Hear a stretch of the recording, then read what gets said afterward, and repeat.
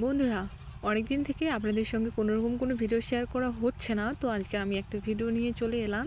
তো আপনাদেরকে একটা গত ভিডিওতে দেখিয়েছিলাম যে আমাদের বাড়িঘরের কাজ চলছে, পুরো কাজ কিন্তু এখনও কমপ্লিট হয়নি। আর কিছুদিন বাদেই আমার দাদার বিয়ে, আর মাত্র 12টা দিন বাকি। তো আমি গতবার বাড়িতে এসে আপনাদেরকে আমার মায়ের লাগানো যে সবজির বাগানটা দেখিয়েছিলাম, যে আপনাদেরকে অনেক কিছুই লাগিয়েছে। তো আজকে আপনাদেরকে আবারও সেখানে নিয়ে আসলাম। আজকে আমি দেখাবো সেখানে মায়ের লাগানো গাছের মধ্যে কত কি এসেছে। তো এই যে দেখতে পাচ্ছেন, এটা হচ্ছে মিষ্টি কুমড়া গাছ। মিষ্টি কুমড়া গাছে কিন্তু ফুল এসেছে এবং হচ্ছে মিষ্টি কুমড়াও এসেছে। তারপরেই দেখতে পাচ্ছেন পাশে কিন্তু আমাদের হচ্ছে পেঁয়াজ এবং রসুন লাগানো আছে। আর এই যে দেখতে পাচ্ছেন মিষ্টি কুমড়ার ডগাগুলো কিন্তু অনেক সুন্দর হয়েছে। আর এই মিষ্টি কুমড়ার ডগাগুলো কিন্তু আলু দিয়ে রান্না করলে কিন্তু ভীষণ ভালো লাগে। তো দেখতেই পাচ্ছেন এই যে, তারপর আমি আপনাদেরকে দেখিয়েছিলাম যে আমার মা কয়েক সারি টমেটো গাছ লাগিয়েছে। তো দেখতেই পাচ্ছেন এই টমেটো গাছে এখন প্রচুর পরিমাণে টমেটো এসেছে। তারপর এই বিকেলবেলা এসে যখন এই টমেটোগুলো দেখতেছিলাম, দেখে একটা চোখেরও শান্তি, মনেরও শান্তি, দেখে ভীষণ ভালো লাগতেছিল। একটু মন খারাপ থাকলেও কেন জানি নিজের লাগানো মানে হচ্ছে নিজের ক্ষেতের মধ্যে এসে যদি দেখি ফলনগুলো অনেক সুন্দর হয়েছে, তাহলে দেখে কিন্তু বেশ মনটা অনেক ভালো হয়ে যায়। তো দেখতেই পাচ্ছেন আনাচে কানাচে অনেক প্রচুর পরিমাণে টমেটো ধরেছে।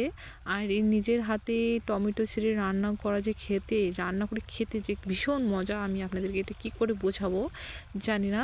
আপনারা যারা যারা লাগিয়েছেন তারা অবশ্যই বুঝবেন যে নিজের জমি থেকে হচ্ছে টাটকা টাটকা সবজি উঠিয়ে রান্না করার মজাটাই কেমন। তো দেখতেই পাচ্ছেন এখানে টমেটোগুলো কিন্তু অনেক সুন্দর, একটা ঝোঁকার মধ্যে কিন্তু অনেক অনেক টমেটো এসেছে।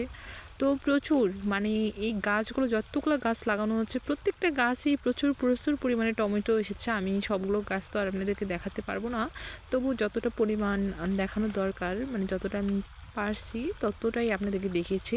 আর টমেটো গাছে কিন্তু এখনও প্রচুর পরিমাণে ফুল আসছে, আর অনেক প্রচুর পরিমাণে হচ্ছে জালি আসছে, যার কারণে হচ্ছে আরও প্রচুর পরিমাণে টমেটো হবে। আর হ্যাঁ, আমাদের কিন্তু এই টমেটো বাগানে কিন্তু কোনো রকম কোনো হচ্ছে কীটনাশক, তারপর হচ্ছে বলেন কি ওষুধ, কোনো রকম কোনো স্প্রে করা হয়নি। এটা হচ্ছে নর্মালি।